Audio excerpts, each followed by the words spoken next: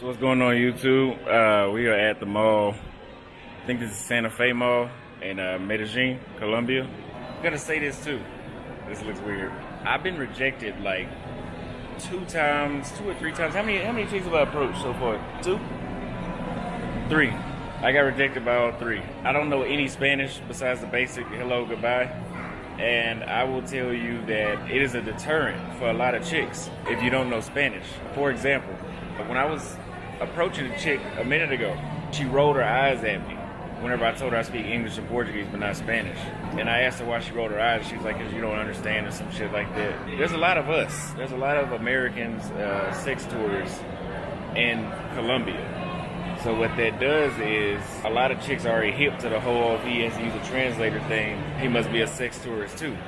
But that's why I say you guys need to learn the language. If you know the language, hey, if you know the language, that's like motherfucker was all in my ear. If you know the language, it helps a lot because you have put in some sort of effort to learn about the culture. And then if you say you're there every month, once a month, then that'll help too.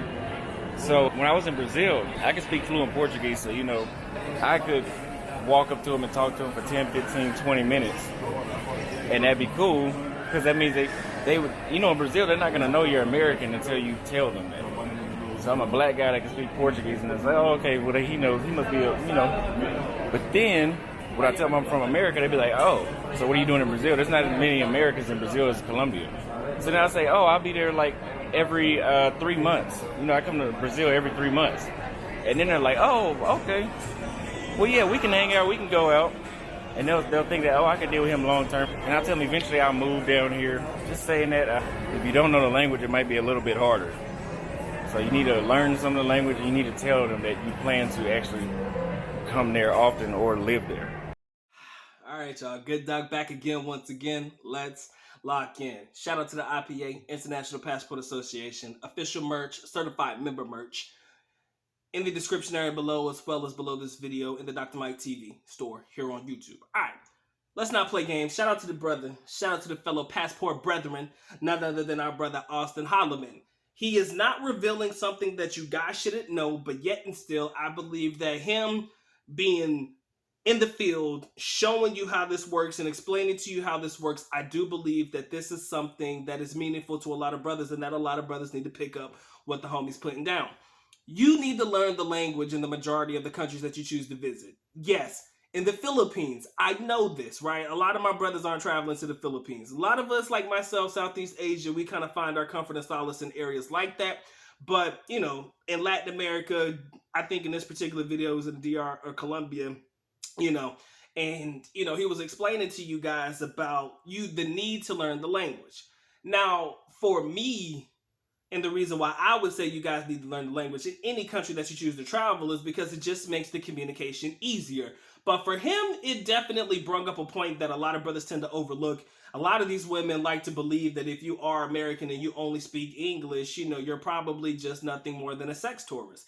They really do believe that. They're like, he said the girl rolled his eyes at him. And he's honest in the fact that he has been rejected in that particular video by 2 or 3 women, at that day while he was in the mall. And I think that's dope that he's able to admit that, as a passport brother, you're not going to get every piece of punan that you come across in any of the countries that you go to, right?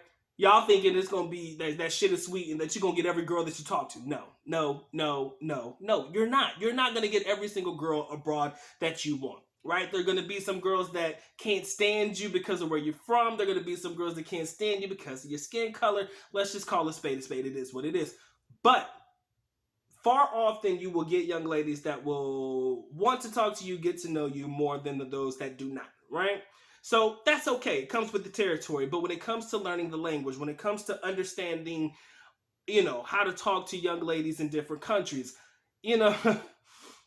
this is where things start to differ, when you talk about PUA and pickup and all that stuff like that, because some of the game, like I said, that you learned in the United States or the stuff that they teach Western men dealing with women in the West, that shit just ain't going to work abroad, right? Because again, they're not into the same gameplay. They're not into the same mindset as the women in the West. So some of that shit just doesn't work, depending on to what technique and critique you add to it, right? The ability to learn the language, the ability to be able to have conversations, the ability to be able to read the room, that takes time, right? You're not going to jump off the plane and figure out every girl in these foreign countries like that. Some of them will rock with you, some of them will not, right? You're going to find some that, like I said, will look at foreigners as nothing more than sex tourists. Like, oh, he's not really interested in me. He's not really interested in this. He's not really interested in that. He just wants to do this. He just wants to hook up and that's it. And, you know, that's what all these foreigners are all about, right? But when you learn the language, and like he said, when a young lady knows that you take frequent trips to whatever country you're choosing to travel to, it opens up the doors. It opens up the mindset, like, okay, maybe this guy just isn't for a one-off or just here for one night stands and stuff like that. If he's making continued trips, chances are I see him this time, and prayerfully the next time he comes I'll see him again, and we could try to build something from there.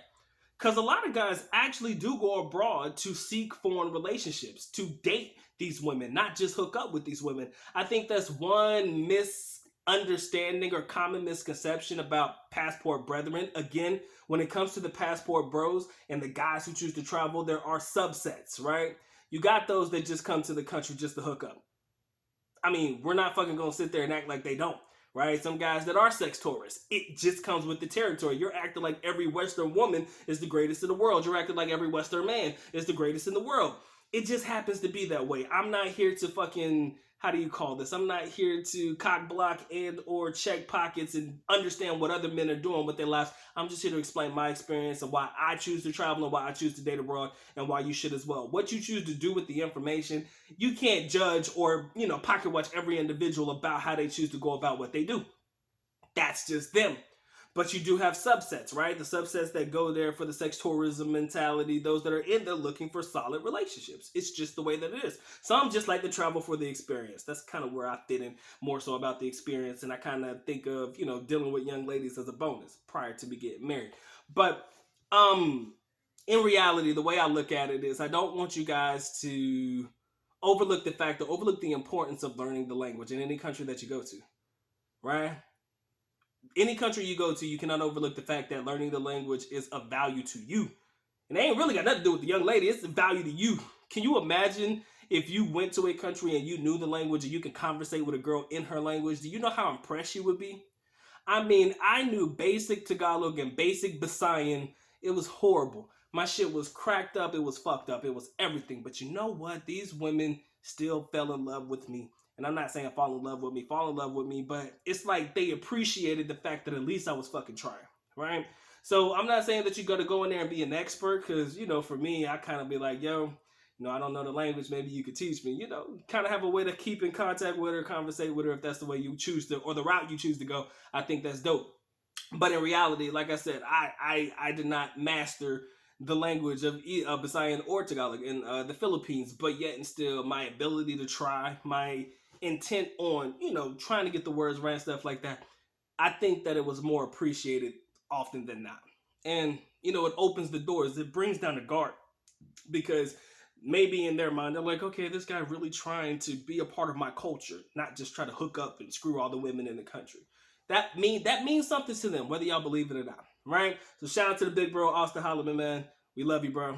Keep doing what you're doing. Stay strong. To all the passport brethren, we salute y'all. Y'all take care. Y'all stay blessed, man. Docs on to the next one. If you like this video, please feel free to